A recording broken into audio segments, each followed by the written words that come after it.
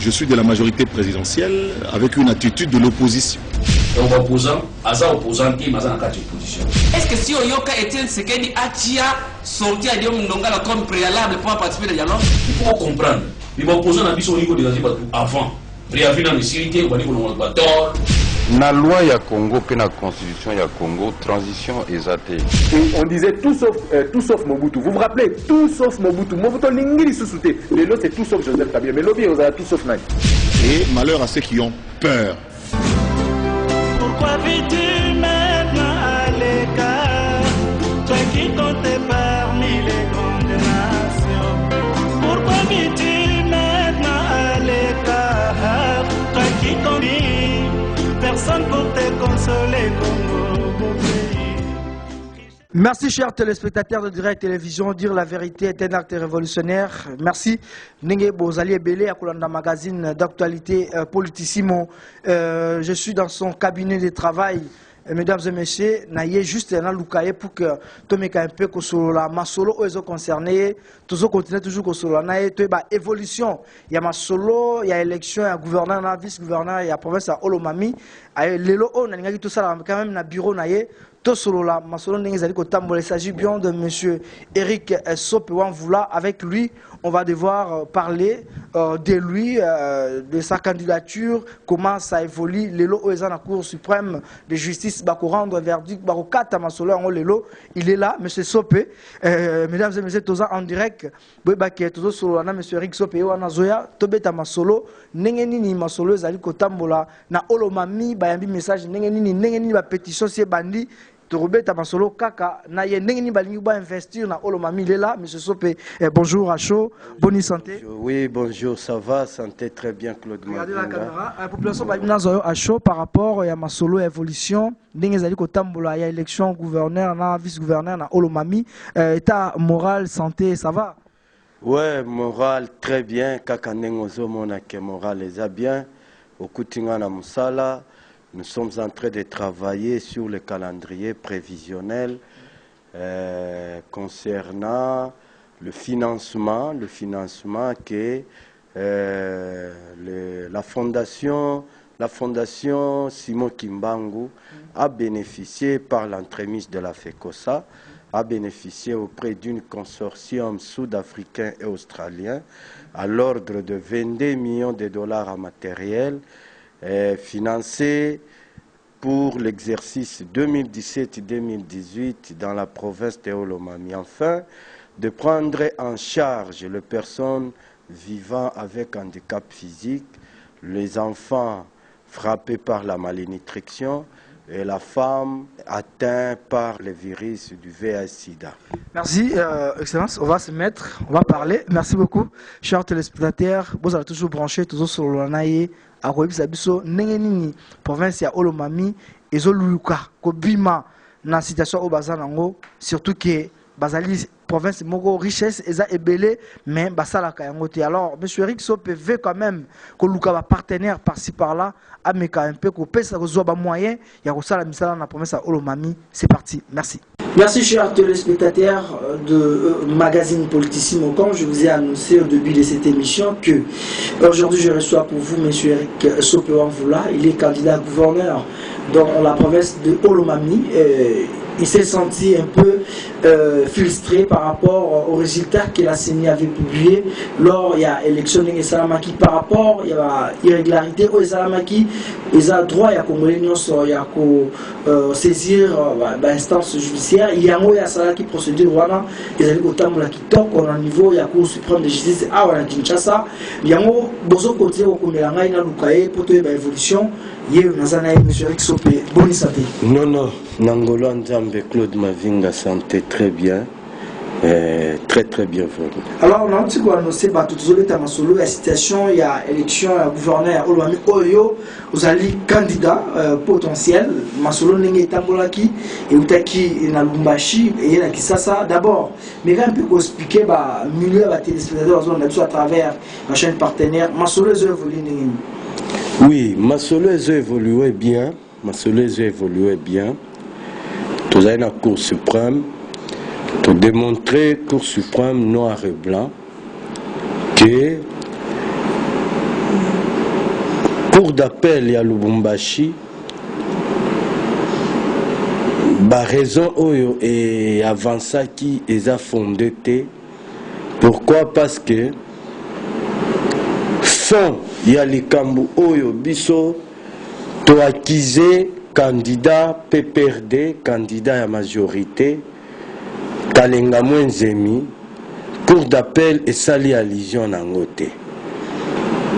Mais ils ont ça la allusion par contre, la procuration, il y a avocat Nanga, soit disant que mon avocat n'était pas porteur d'une procuration spéciale.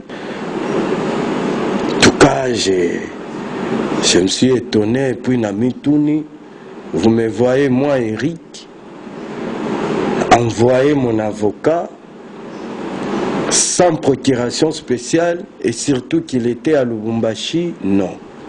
Ça c'est faux et archi faux. De deux, la loi de Matadinenga des droits judiciaires et privés, droits et idées nouvelles de 2006 dit que l'avocat écrit sur parole dès qu'il est porteur de pièces. Les faits, il y a évoqué problème, il y a procuration spéciale. Pour moi, je trouve que ça faux fouillant et ça confirme noir et blanc que va reconnaître, même justice, ils ont reconnaître que effectivement il y a eu fraude, effectivement il y a eu irrégularité. Alors, M. Rick Sopé, parce que naebisayo nano bien ceux qui courent d'appel à Lubumbashi écoutaki erreur na kati wana te, écoutaki fraude na kati wana te, balingaki ba évoquer nde ba erreur ba accusation oyo nga na porté contre Mwenzemi eza faux. Mais tant que ba évoquer yango te, babandi ko kima côté ya procuration, et s'il faut évoquer les idées, la loi, les droits privés et judiciaires, droits et idées nouvelles de 2006 de Matadinenga en faveur de quelqu'un à qui, soi-disant entre parenthèses, bapesela qui est mot d'ordre wana malam. Mais loi ezoloba bien que avocat bayoka kaye na maloba tant que aye na pièce ya client na ye. Problème, il y a procuration spéciale, il y a avocat nanga, il y a faux problème. Alors, yo ozo accusé adversaire na nini parce que tu as dit que yo opesa ki ba pièce, opesa ki ba preuve, oyo oza nango par rapport il y a adversaire na yo. Population congolaise bazo anda biso, bakonzi bazo anda biso, yo ozo reprocher na nini? Voilà. Premièrement, adversaire nangai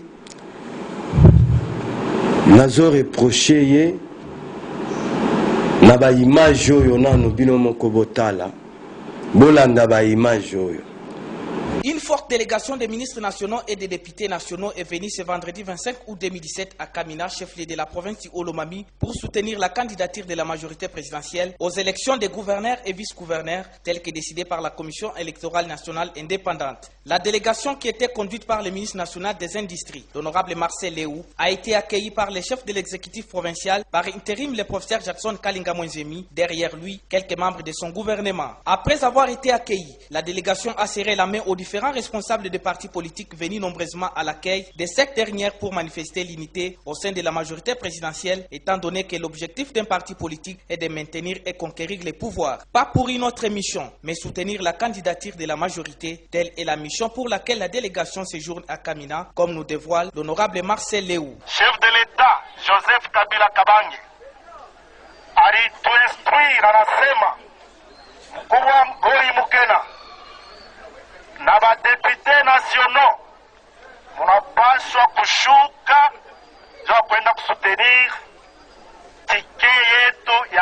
majorité présidentielle.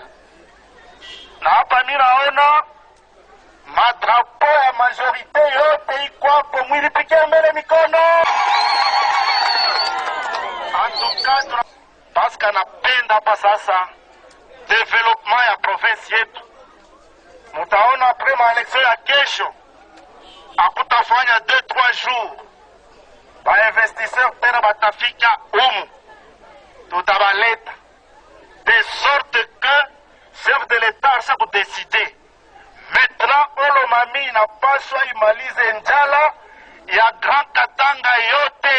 Kiabwana umo, kianengela, kiabwana umo, kianengela, kiabwana mwanzeni, kianengela.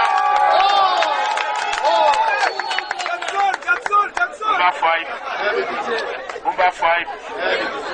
Batu eketu ikalangabo na mulobo emuku abo. Kaji batu eketu longa ngabo butomboki. Kaki akanena akabila ekyotu londa. Wane namba kabikike imwenze. Mwane nene aye mwini. Mikondo wana betu. Makasa.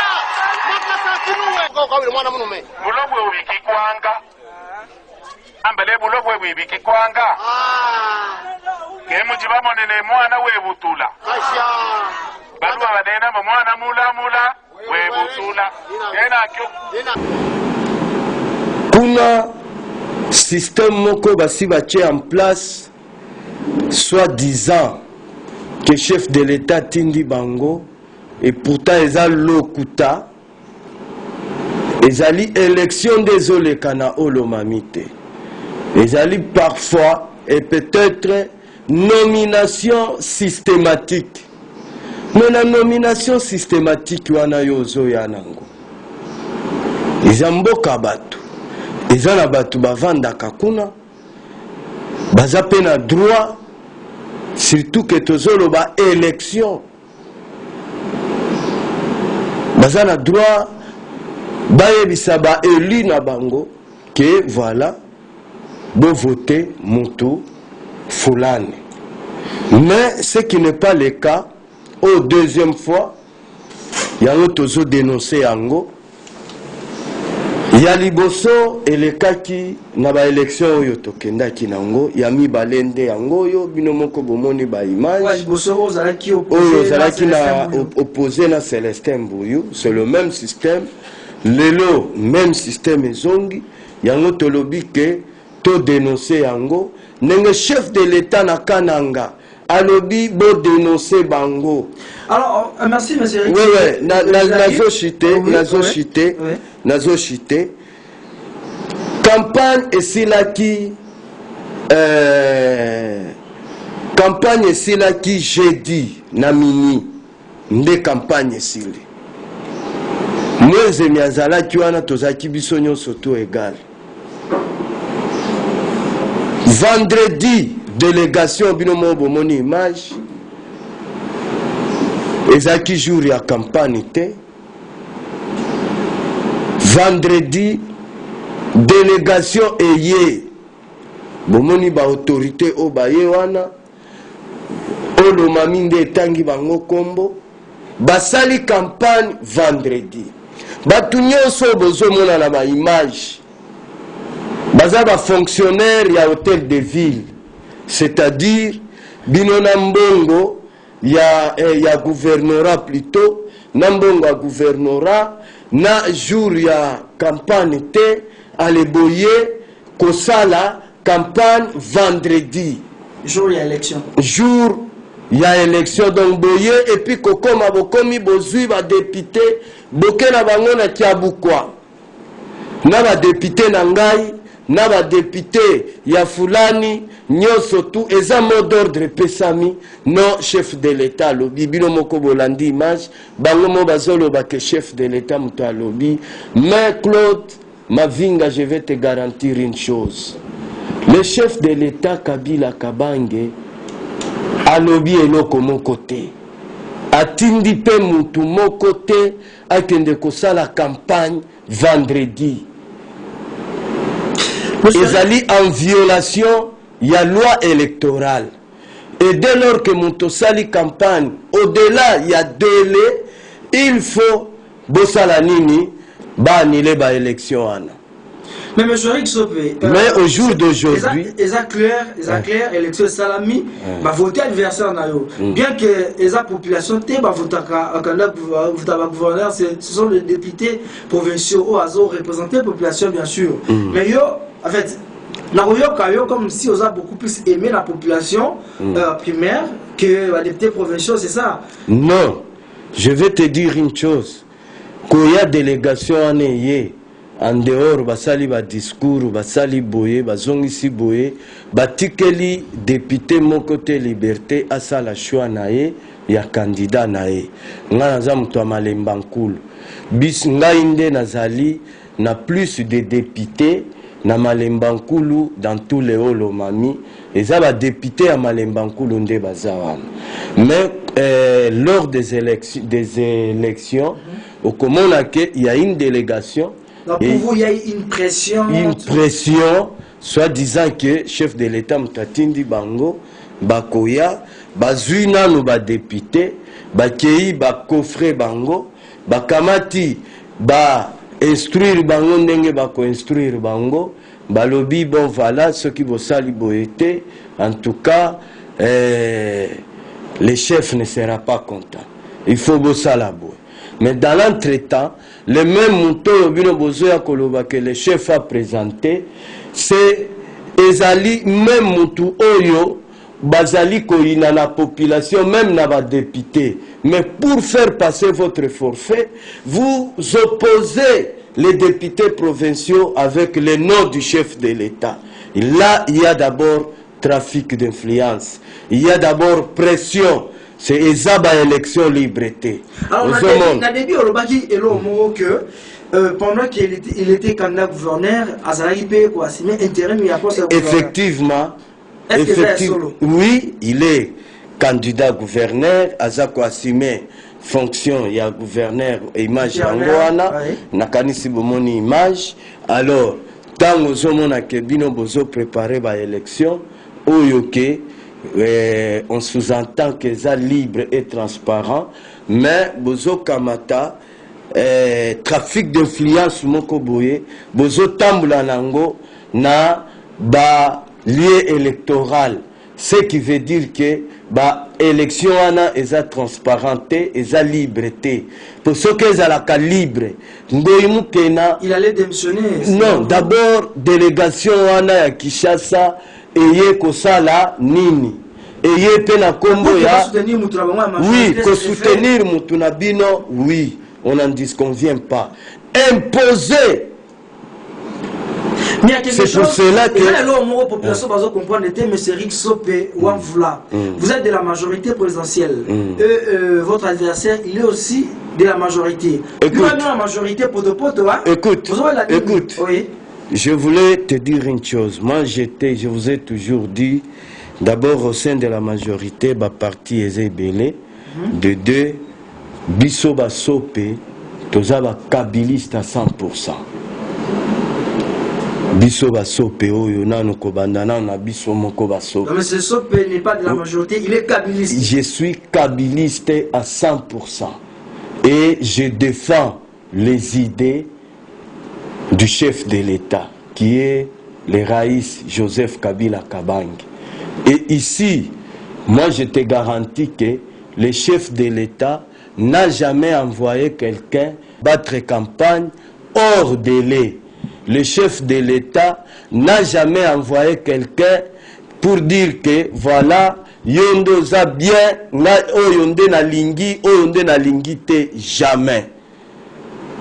Merci beaucoup. Na discours à Mkonjamboka, na Kananga, alobi ke il faut tout dénoncer. Batunyon soyo bayakako inciter population à des mouvements rebelles, à des mouvements qui ne sont pas bons, faisant croire au chef de l'État que les autres sont les G7. Qui est G7 plus que qui? Et qui est kabiliste plus que qui? Le problème ici, c'est quoi? Le problème ici, c'est de mettre batu oyo bakosalisa mukonza mboka.